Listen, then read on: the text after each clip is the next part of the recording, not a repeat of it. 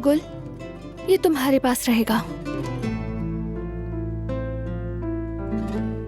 सुनो मेरी जान, तुम खाला और चचा को तंग मत करना, ठीक है ना? मेरे शेर भतीजे ने तो कभी भी हमें तंग नहीं किया दिला।